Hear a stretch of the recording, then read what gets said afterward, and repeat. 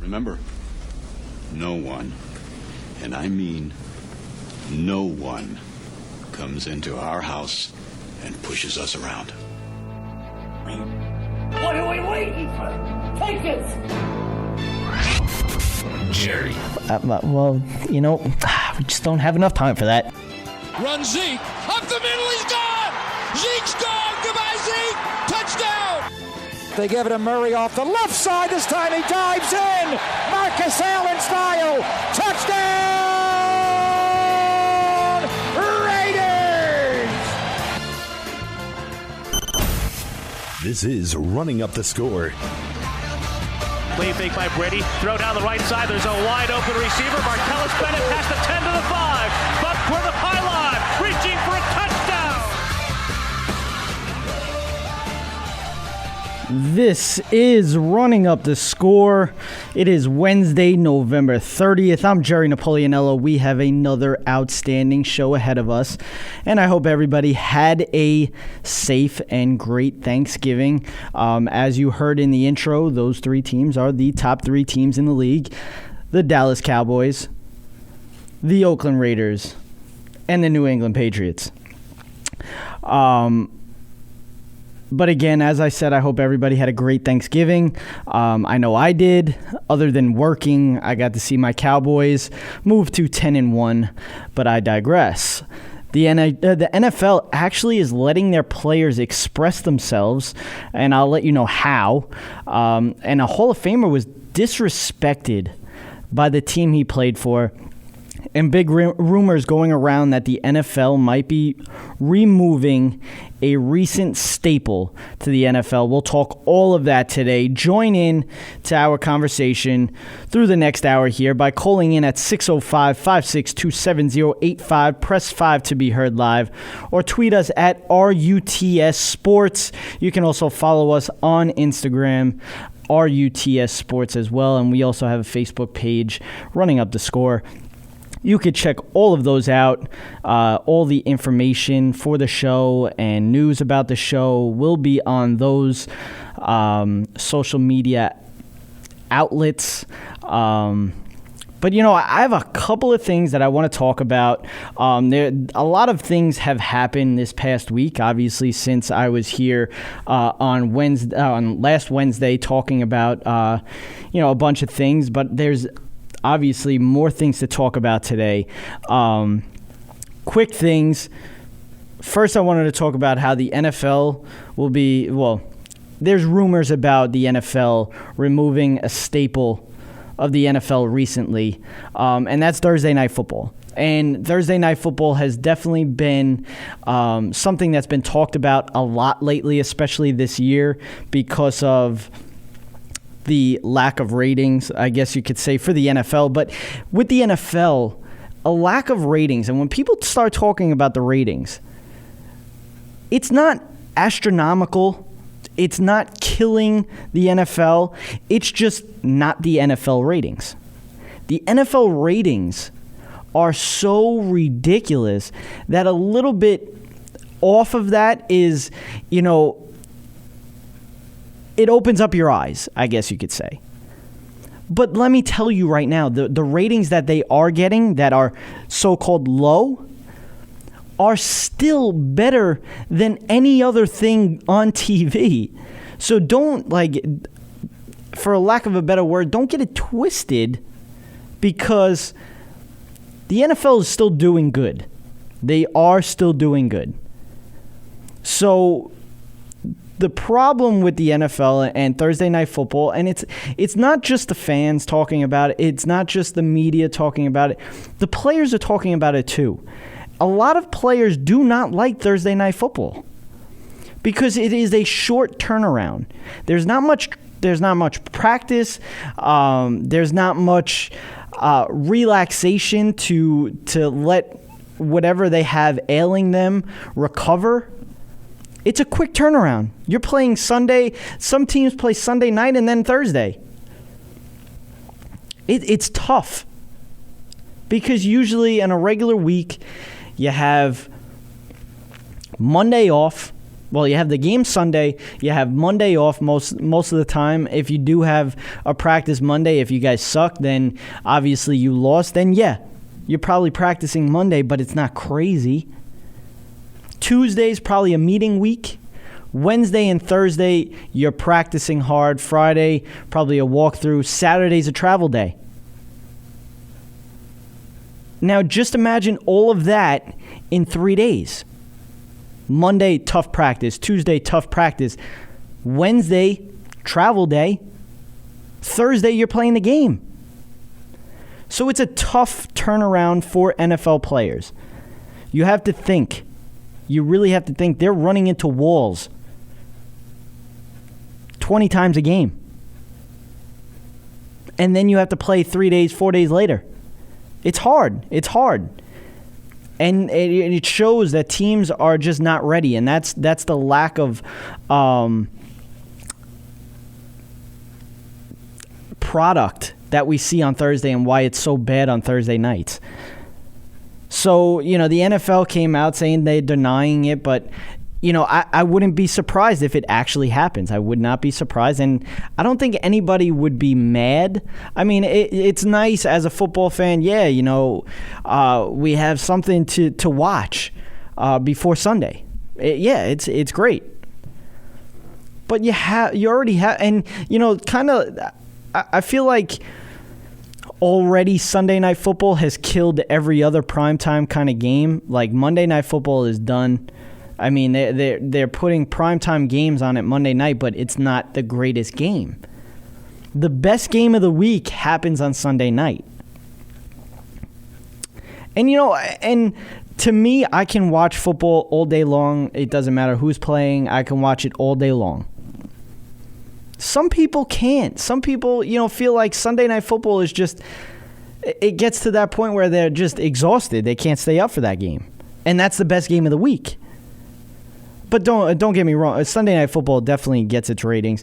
But that's what I feel about with Thursday night. I don't think it's going to be that big of a problem if they cut it out. But talking about the NFL, it's Cleat week in the NFL, and I spoke about in the quick intro that the NFL is going to let their players express themselves.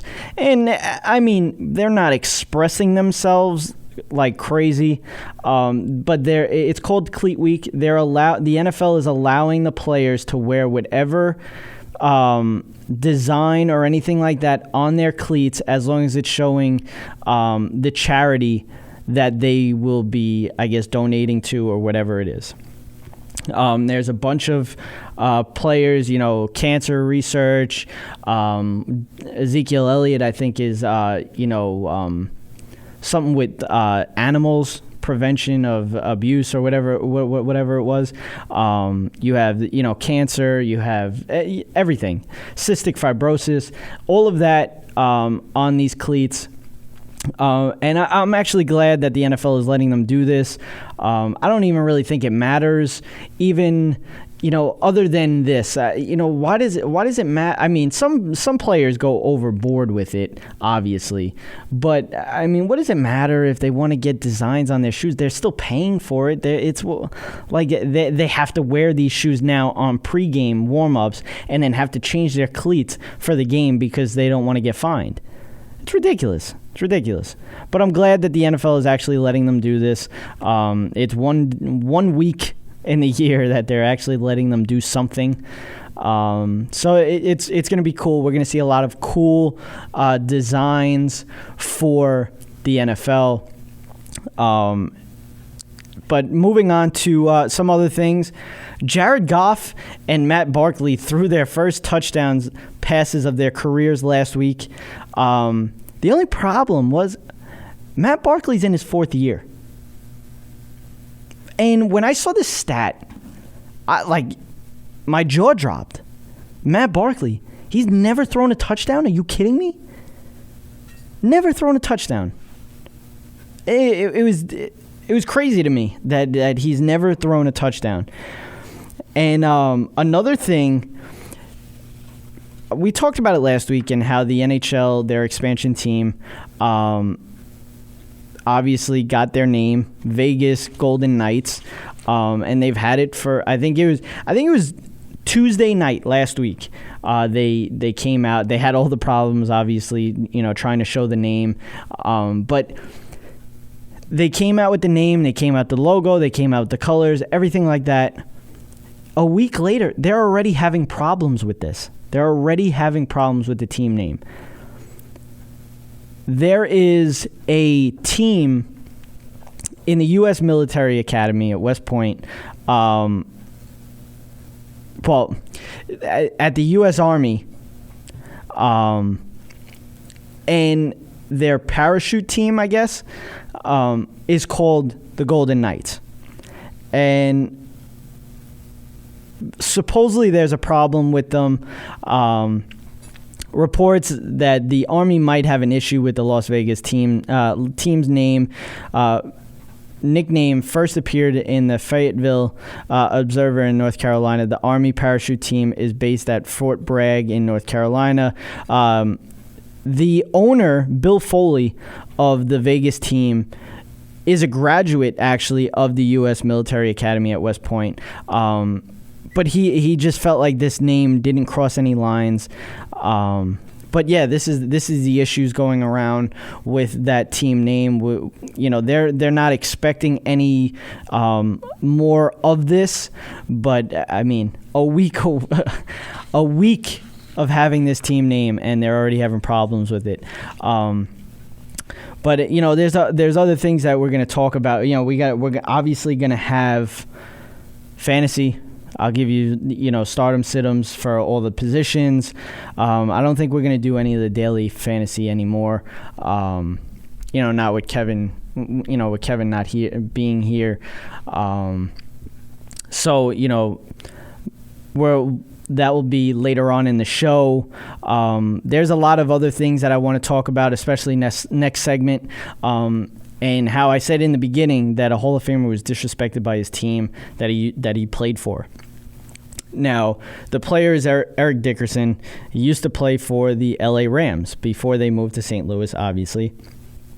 And now that they moved back to LA, he's still now he kind of wants to be more a part of the LA Rams. And we all know about the LA Rams, and they're not good this year. Which is, it's not surprising, but it's somewhat surprising because they got a great defense. But the one guy that's really been a problem, and everybody sees it, is Jeff Fisher. And when I get back, we'll talk about all of that. We'll get into the games for next week. Starting off with the Thursday night football game tomorrow night. We'll get into that. And, join the conversation. Call in at 605-562-7085. I would love to hear what you guys have to say about these topics. And I'll be back after the break. All Noise Radio. Powered by the Connecticut School of Broadcasting. All Noise Radio is an internet radio station that's fully produced by graduates of the Connecticut School of Broadcasting.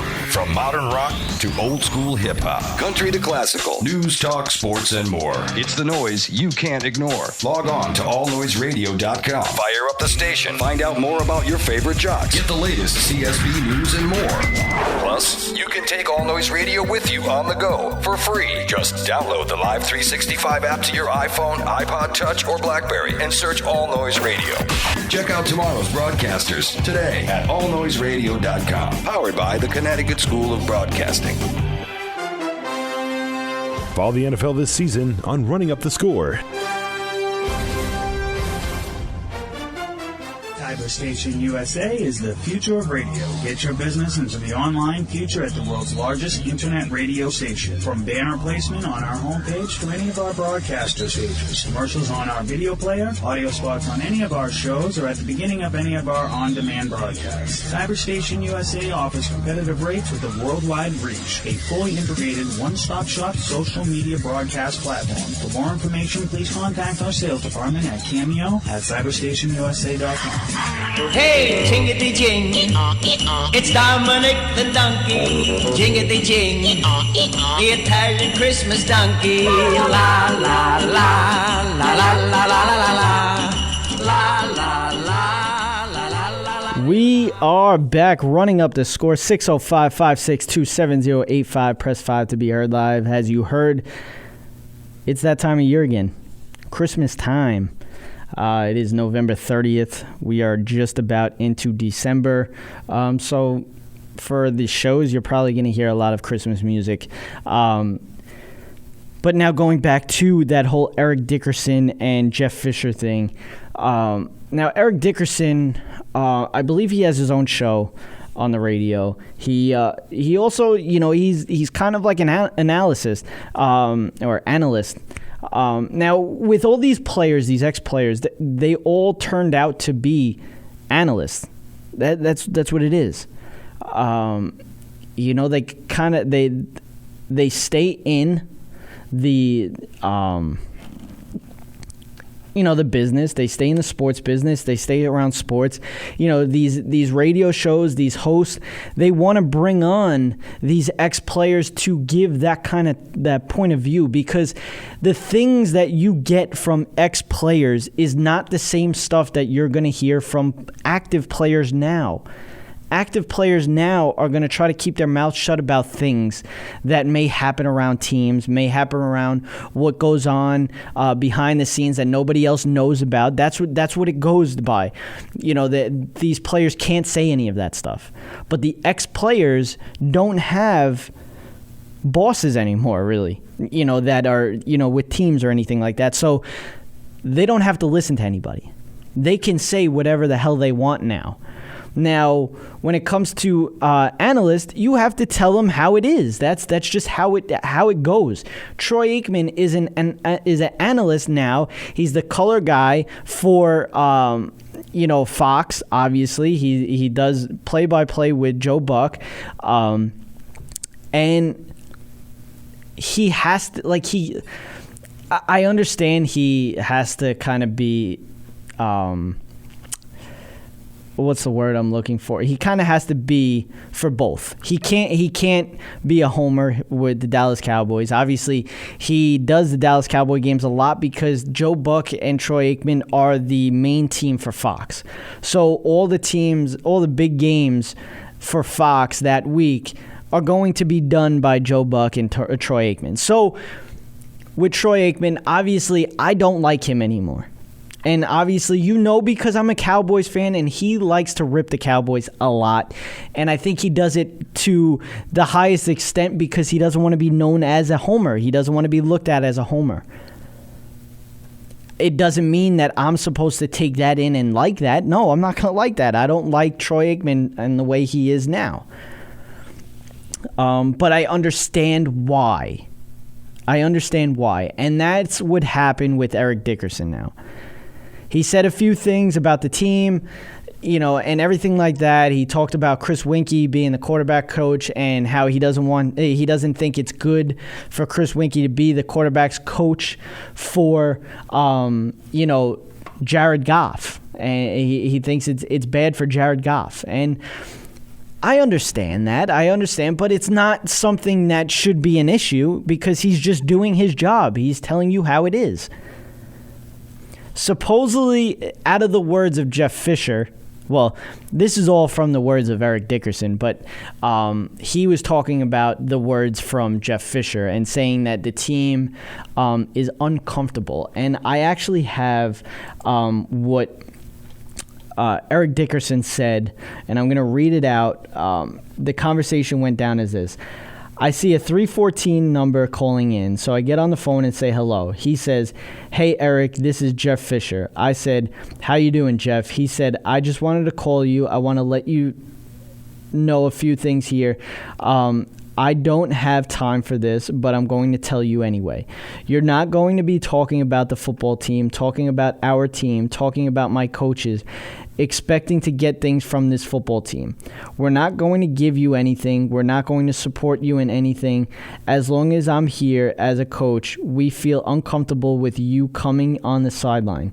The players are uncomfortable with that. So as long as I'm head coach here, I'm just going to let you know it's not going to happen. Now, obviously, he's talking about,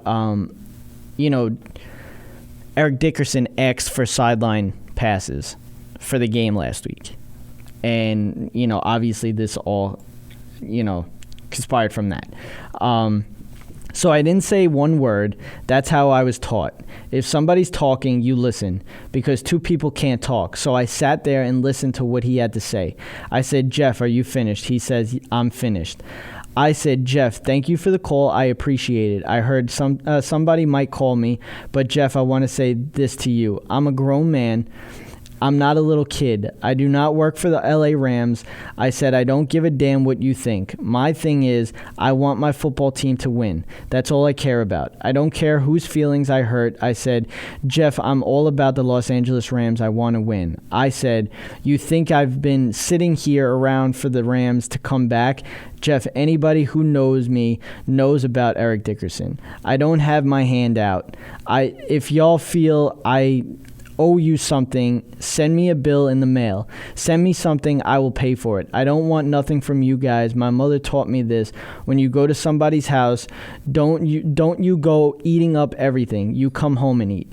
I said, Jeff, and by the way, you can coach the Rams, you can go back to the Titans, you might coach the Browns, you can go to USC.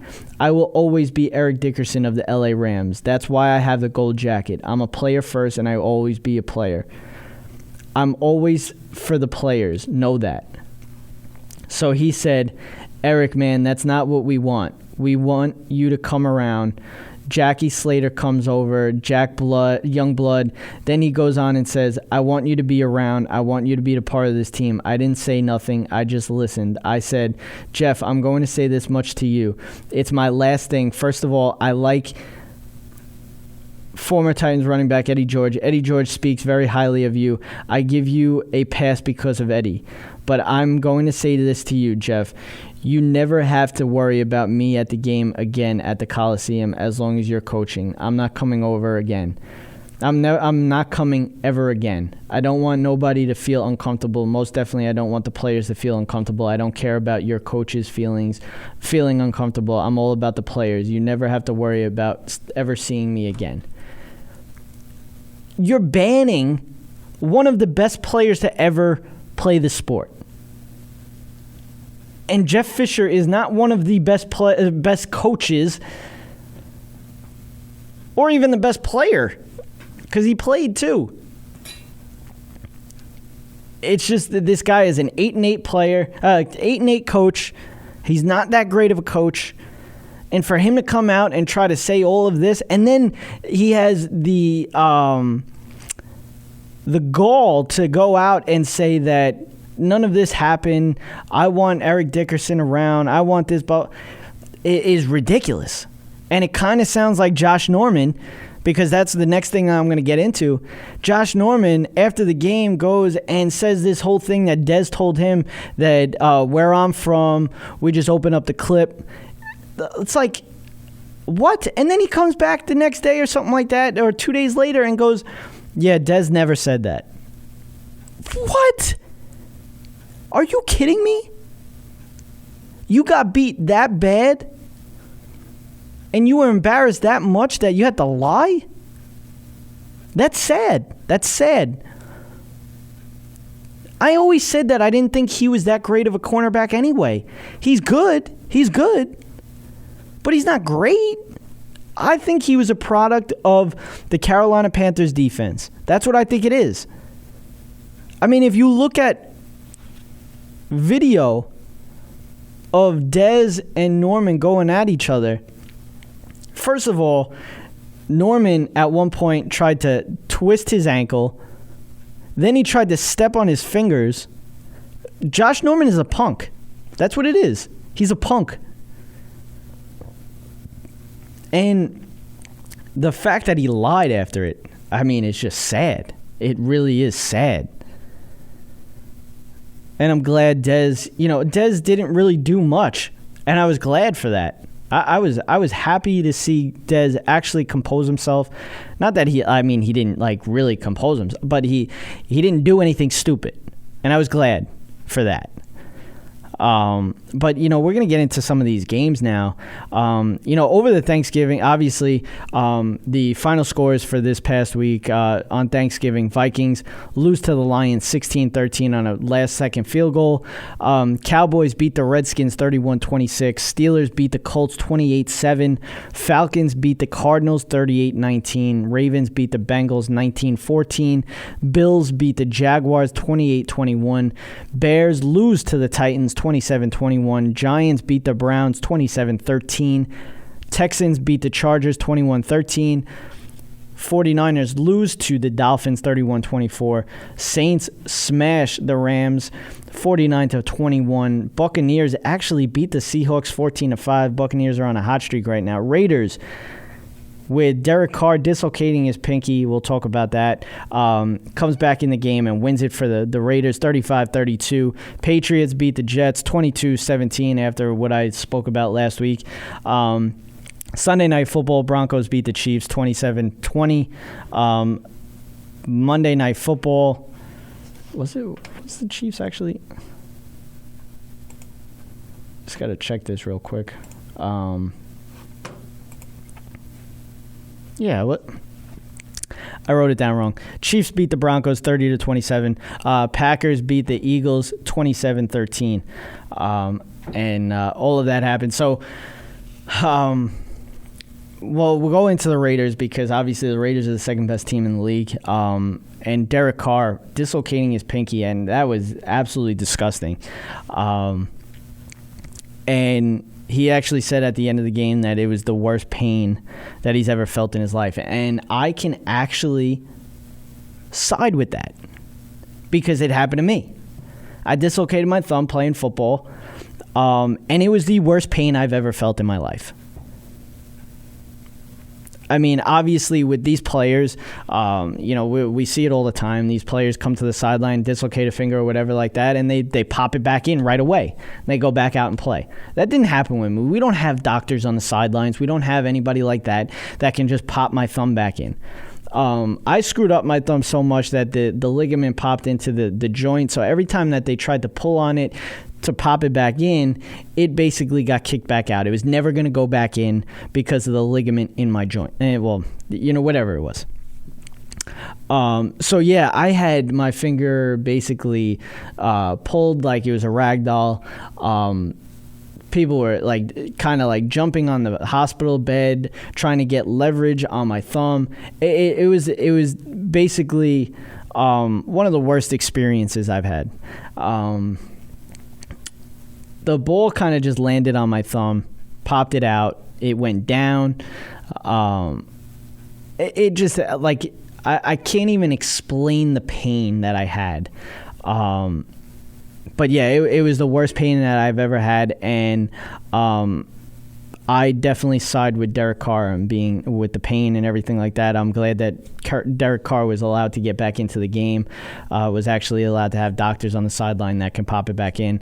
So I'm glad to see Derek Carr back in the game and ends up winning the game for the Raiders. But when we come back, we're going to talk about obviously our picks and predictions, and then we'll get into fantasy football later on. You're listening to Running Up the Score. Cameo Entertainment Group and Cyberstation USA are now part of Stitcher, a free radio app for your smartphone. With Stitcher, you can listen to live programming as well as archive radio programming right on your phone. To obtain Stitcher, just go to the App Store for your particular phone. Go to search, then type in Stitcher. That's Stitcher, S-T-I-T-C-H-E-R. S-T-I-T-C-H-E-R. Then download. It's that simple. Stitcher, a free radio app for your smartphone. Convenient access to live and archived Cyberstation USA programming on your mobile phone. That's Stitcher, S-T-I-T-C-H-E-R. Cyberstation USA, always on the go. Follow the NFL this season on Running Up the Score. All Noise Radio, Powered by the Connecticut School of Broadcasting. All Noise Radio is an internet radio station that's fully produced by graduates of the Connecticut School of Broadcasting. From modern rock to old school hip hop, country to classical, news, talk, sports, and more. It's the noise you can't ignore. Log on to allnoiseradio.com. Fire up the station. Find out more about your favorite jocks. Get the latest CSB news and more. Plus, you can take All Noise Radio with you on the go for free. Just download the Live 365 app to your iPhone, iPod Touch, or BlackBerry and search All Noise Radio. Check out tomorrow's broadcasters today at allnoiseradio.com. Powered by the Connecticut School of Broadcasting. I want for Christmas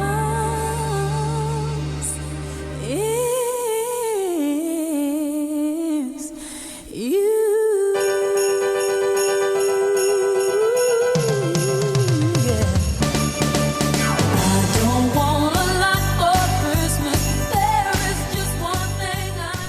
We are back running up the score. Be sure to call in at 605-562-7085. Press 5 to be heard live. We would love to hear your predictions for Week 13 as well. Or you can tweet us at RUTS Sports or head to our website, rutsports.weebly.com. But it is time for...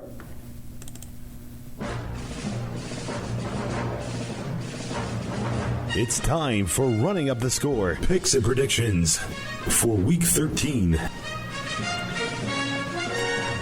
That is right. It is time for the picks and predictions of the week.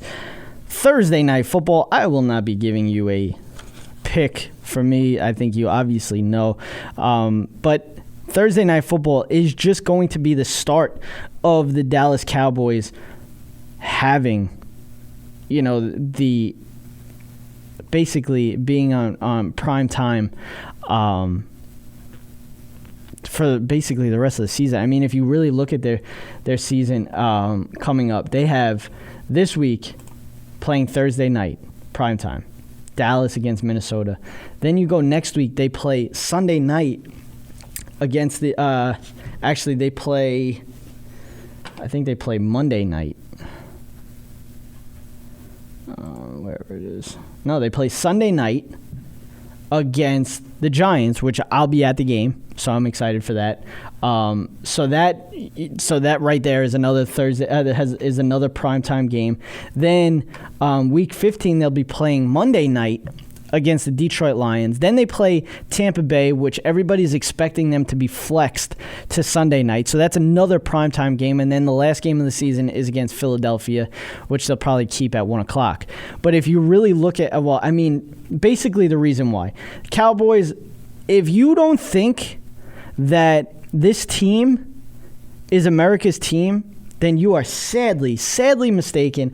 And right here, I have a reason why you are mistaken. Most watched NFL games in 2016. Number 1, Dallas against Washington, Thanksgiving last week. Had 35.1 million viewers. That is the most in Fox Sports history for an NFL game. Actually, for anything. The most, all right? Number 2, most watched, Dallas Cowboys against the Pittsburgh Steelers, 28.9. Number 3, Dallas Cowboys against the Green Bay Packers, 28.0. Number 4 was Detroit and Minnesota. Number 5, Dallas Cowboys and the Giants, Week 1. I'm telling you right now that these next couple of games are going to be the highest, but they're going to be up there. I mean, if I had a whole list of these games, they're probably the top 15. I'm telling you right now that the Cowboys are probably about 11 of those. The Dallas Cowboys are America's team. And I'm not just saying that because I am a Dallas Cowboys fan. I mean, some of it is because I'm a Dallas Cowboys fan. But it's the truth. Everybody, it's either you love them or you love to hate them. There's no in-between with the Dallas Cowboys. So if you love the Cowboys, you're going to watch them. If you love to hate them, you're going to watch them. Dallas Cowboys are the team to watch, especially this year because they're 10-1. People love to hate them, and they love to watch them as well because they want to see them blow it. Dallas Cowboy fans want to watch them because they just want to watch them. That's how it goes. But the Dallas Cowboys are the team to watch this year. I mean, any year, but they are the team to watch this year because they're exciting to watch. 2 rookies holding it down for the team.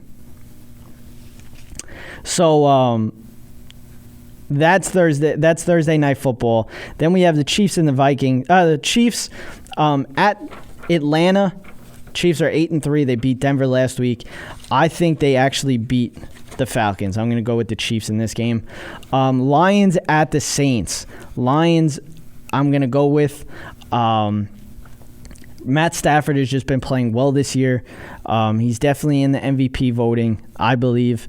And I've always been against Matt Stafford, and I took back everything that I said last week. Obviously I said that last week that I was taking back everything that I've ever said about Matt Stafford because I thought it was just all Calvin Johnson. But he's actually doing it this year. He doesn't have the greatest wide receivers. His best wide receiver is Golden Tate, and he's not a number 1 wide receiver. Golden Tate is probably a slot receiver. And he's doing it. Matt Stafford is doing it. And I think they beat the Saints this week. Patriots at the Rams. The Patriots don't even have to start Tom Brady this week. But the Patriots win this game. Jaguars against the Broncos. Broncos are just going to tear them up. Texans at the Packers. I think the Packers continue their streak now after snapping it last week against the Philadelphia Eagles. I think they get on a roll now. I think the Packers beat the Texans. Eagles at the Bengals. I think the Eagles come back after a loss last week against the Packers. I think they beat the Bengals. Dolphins at the Ravens. I think Dolphins win this game. They're on a 6-game winning streak, just like the New York Giants. 49ers at the Bears, the battle of the second and third worst team in the league. I think that Jay Cutler's out of this game. Kaepernick has been playing okay. I think the 49ers win this game. Bills at the Raiders. Raiders win this game. Bills give them a little bit of a run for their money, though. Giants at the Steelers. I think the Steelers win this game. I think Big Ben tears up the Giants' defense. I think they show that the Giants' defense is not that good. Cardinals at the Redskins. Redskins at the Cardinals. I think the Cardinals come back, after a bad loss last week. I think they come back and win this game. Chargers against the Buccaneers in San Diego. I think Tampa Bay wins this game. Tampa Bay is on a hot streak right now. They're beating all these top teams. I think the Chargers are going to be an easy win for them. Sunday Night Football, Panthers at the Seahawks. I think this is going to be a tight game. I think the Seahawks win this game, though. So I'm going with Seattle. Then Monday Night Football, I don't think anybody really is going to want to watch. I don't know why you would want to watch this game. The Colts at the Jets. I'm pretty sure that the Jets will probably be starting Ryan Fitzpatrick because they're idiots. And the Colts obviously will have they'll probably have Tolzien as their quarterback because Andrew Luck is still in concussion protocol. So watch out for that. But yeah, that game game is just brutal. I don't know why anybody would want to watch that Monday night game. It is hideous. Running Up the Score presents the Lock of the Week for Week 13. I am going to go with my Lock of the Week, and I'm going to stick with them because they always are there for me. The New England Patriots against the Rams, that's just the Lock of the Week. That's an easy Lock of the Week.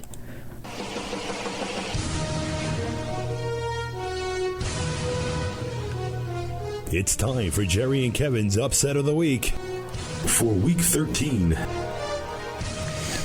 Now, I am going to look at the lines for the games this week, and because I want to see, because I picked a couple of away teams that I think are going to win, so I want to see if they're favorites or not. But let's see, the Chiefs I picked over the Falcons. The Chiefs might actually be. Yeah, they are. They are an underdog. So I'm definitely. I can go with Kansas City. Who else did I pick? I picked the Lions over the Saints. I think Lions are. That Lions should be favored in that game, if I could find it. Detroit at New Orleans. Wow. The Saints are favored by 6 in this game. That is insane. What? 6 in this game. That might be my lock. That might be my upset. The Lions. Then you got who else did I pick? I picked the Broncos. The Broncos are definitely going to be favored in that game. Yeah, they're favored by 5 in that game. I also picked the Eagles. I think the Eagles should be favored in that game as well. They're only favored by 1 though. I also picked the 49ers. 49ers are an underdog by 3. I picked the Steelers. I'm pretty sure the Steelers would be. Yeah, the Steelers are actually favored by 6. I picked the Cardinals. The Cardinals. I wonder. The Cardinals are favored by 2. I think that's just basically because they're home. And then I also picked. Did I even pick the Jets and the Colts? I think I'm gonna go with the Colts too, and I think the Colts will probably be. They're definitely gonna be the underdog. Wow, they're a favorite. They're a favorite by 2 against the Jets. That's how bad you are. That's how bad the Jets are. Because the Colts are favored, and they don't even have their quarterback. The only part of their team. But yeah, so my upsets are going to be the Chiefs over the Falcons, the Lions over the Saints, and the... What else did I pick? I picked the Colts. But the Colts are favored, so no, that's not an upset. Yeah, so those are my upsets. Those are my upsets. I went with 3 this week because that's how crazy it is. But we're going to get into some fantasy football next with the fantasy forecast coming up. You're listening to Running Up the Score. This is the evolution of radio. Cyberstation USA. Our inventions change us. They make us think differently. Something new added to the real world. The leading edge of evolution. That development has got to be delivered. CyberstationUSA.com. The most sophisticated that I've ever seen. I'm not sure exactly what the future is, but I'm pretty sure it's not going away. Follow the NFL this season on Running Up the Score.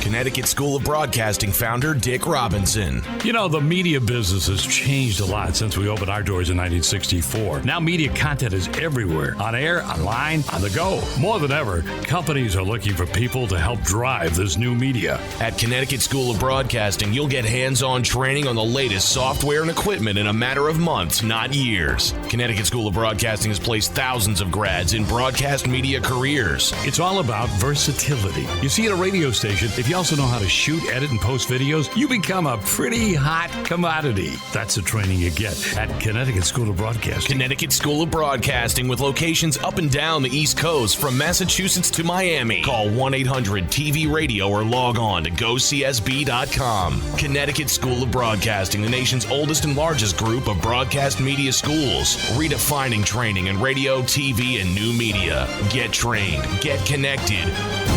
1-800-TV-RADIO. Fantasy, football, fantasy, fantasy, fantasy, football, fantasy. Like an end zone that ends in a waterfall. A shower that showers you in tiny footballs. It's a football fantasy like no other. Like having a best friend that's your quarterback brother. Fantasy, fantasy, football, fantasy, fantasy, fantasy. Running Up the Score presents Fantasy Forecast. Football, and you like fantasy. Fantasy football. We are back, and yes, it's time for the Fantasy Forecast. Everything you need to know for the upcoming week in the NFL when it comes to your fantasy teams. Full season. No more daily. We're going to go with the stardoms of the week for the quarterback position. The start of the week, Ben Roethlisberger against the New York Giants. Like I said, that I felt like the Pittsburgh Steelers will show that the Giants' defense is not that good. This week's matchup looks bad on paper as the Giants have allowed the second fewest fantasy points to a quarterback, 12.9 points per game. But here's the stat to consider. Since 2015, Roethlisberger has scored at least 19.7 fantasy points in 9 of his last 10 games at Heinz Field. Regardless of the matchup, he's a must-start on his home turf. Colin Kaepernick against the Bears, as I said earlier when I was picking my games. Matt Ryan against the Kansas City Chiefs.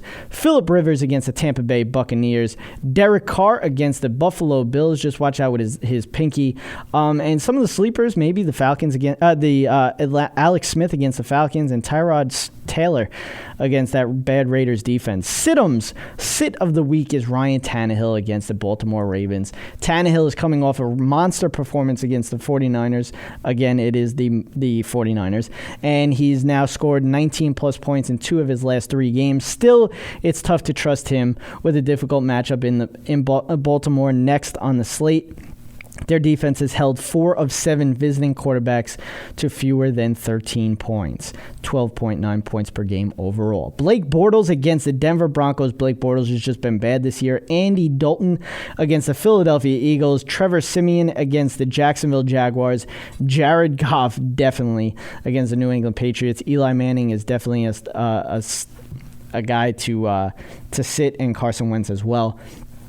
Now we'll move on to the running back position for the Week 13 stardoms. The start of the week, Jordan Howard against the San Francisco 49ers. Howard recorded a solid 12.7 fantasy points in last week's loss to the Titans, and it could have been more had he not dropped a pass deep in the red zone. I'd keep him active for an upcoming matchup against the 49ers, who have allowed the most rushing yards, 1,637, the most touchdowns, 17, and the most points, 27.3 points per game, to running backs. Spencer Ware against the Falcons. Doug Martin against the San Diego Chargers. Jeremy Hill against the Philadelphia Eagles. Theo Riddick against the New Orleans Saints.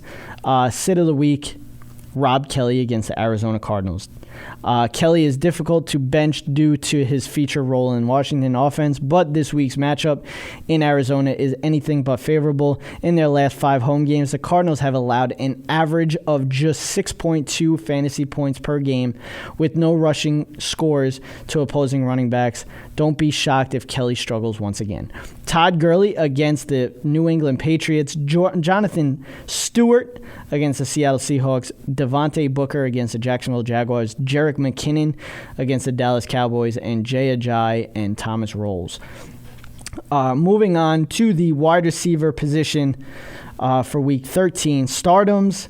The start of the week is Tyrell Williams. I'm a huge fan of Tyrell Williams. From a fantasy perspective, and for good reason. He scored 12-plus fantasy points in 4 of his last 5 games, and has scored a touchdown in 3 straight contests. I like his hot streak to continue this week against the Buccaneers, who have allowed 28-plus fantasy points to wideouts 6 times in 2016. Doug Baldwin against the Carolina Panthers.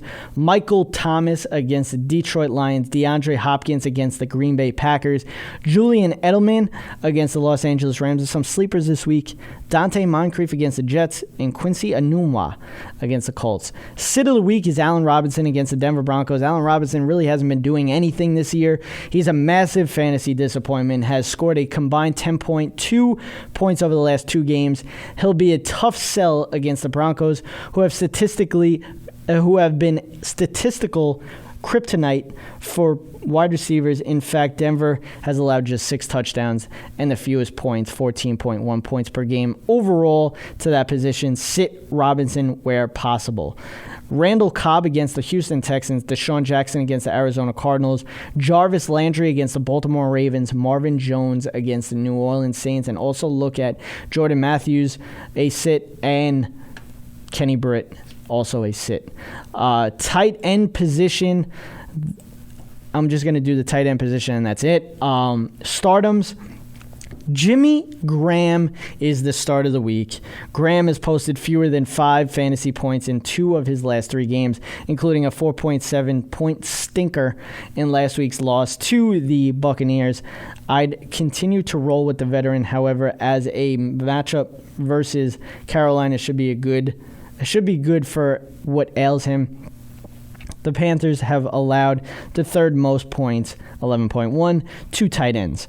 Kyle Rudolph against the Dallas Cowboys, Eric Ebron against the New Orleans Saints, C.J. Fedorowicz against the Green Bay Packers, Zach Ertz against the Cincinnati Bengals, some sleepers, Cameron Brate against the Chargers, and Coby Fleener against the Lions. Sit of the week is Dennis Pitta. Of course, the sit of the week is the guy that I have on my team. One of the most targeted tight ends in fantasy football earlier this season, Pitta has seen his opportunities decline in recent weeks. He's also been unable to exploit good matchups on a regular basis, so the fact that he's facing one this week against the Dolphins means little. Pitta isn't a great option, even in PPR formats at this point. Jason Witten against the Vikings. Jack Doyle against the Jets, Lance Kendricks against the New England Patriots, Jared Cook against the Houston Texans, Julius Thomas against the Broncos, and Vernon Davis against the Cardinals. Those are your stardom and situms for Week 13. That is fantasy forecast for running up the score. We are going to talk about a bunch of stuff next week.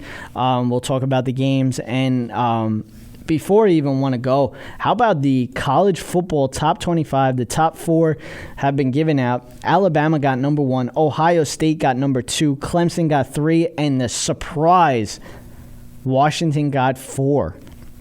Now, my boss at Sirius thinks that Washington is going to win the championship. I don't doubt it, but the way that Alabama has played this year, and the way that their defense is,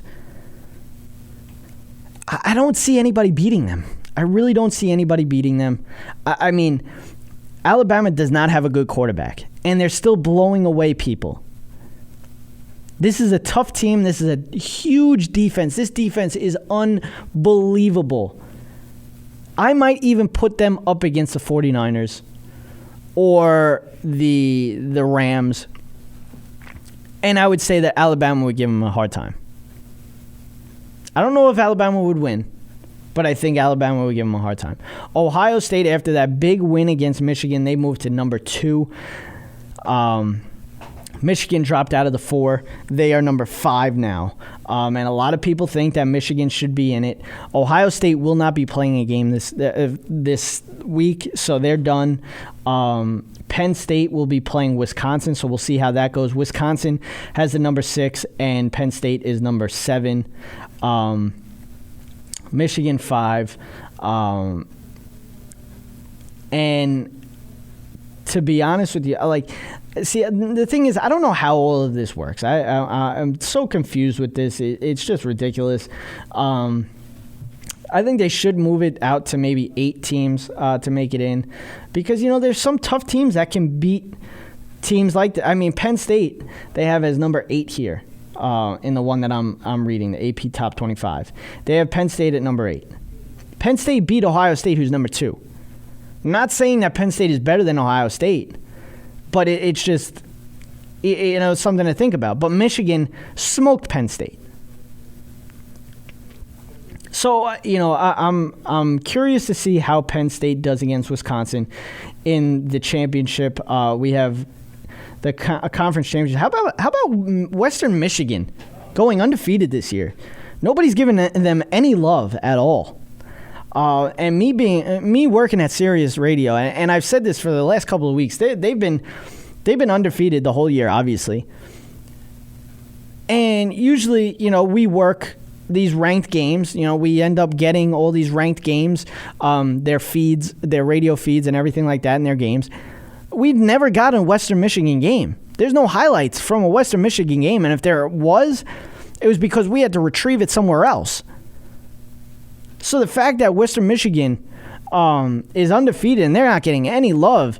I'm pulling for Western Michigan. Not that I'm saying that they're going to end up making it into the top 4, because they're not. And it all comes down to strength of schedule, obviously. But, I mean, they're just... Nobody's giving them any love at all. They're playing Ohio in the MAC championship. Then we have Washington against Colorado. This is going to be a great game. Colorado is 10-2. Washington's 11-1. Washington loses this game, they're out of the top 4, and they might even drop down to like 10 or so. This is a big game. Colorado's number 8. This is the Pac-12 championship in Santa Clara at Levi Stadium, the 49ers stadium. Navy going up against Temple. Navy's been killing everybody lately. I like Navy in this game, obviously.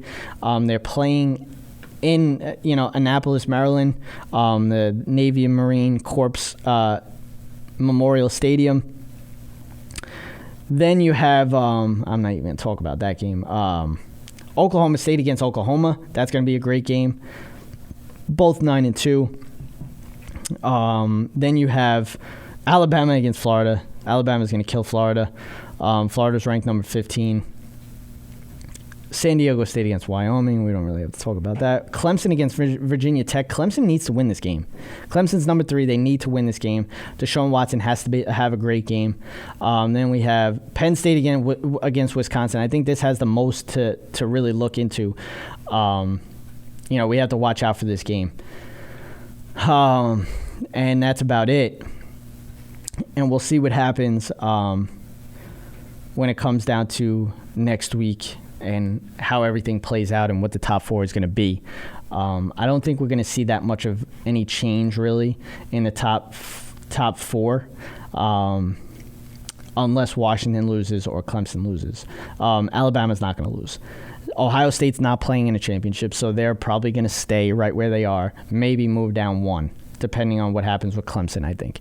If Clemson wins, I don't know if they're better than Ohio State, but I don't know if this is even going to happen. If Clemson wins, do they move up to number 2? I don't know.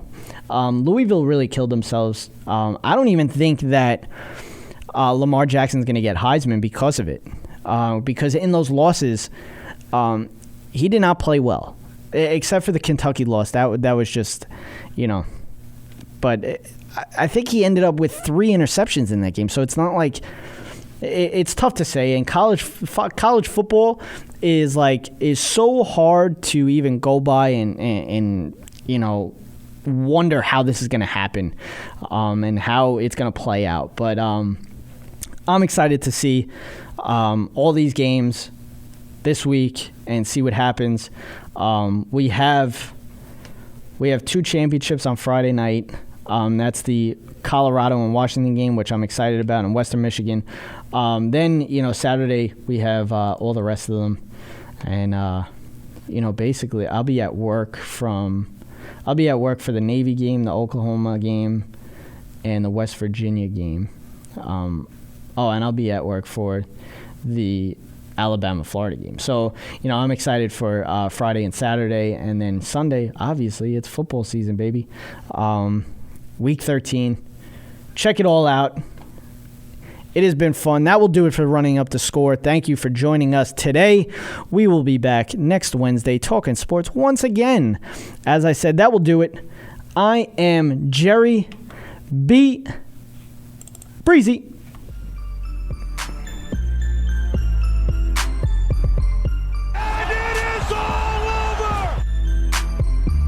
You've been listening to Running Up the Score on Zeno Radio.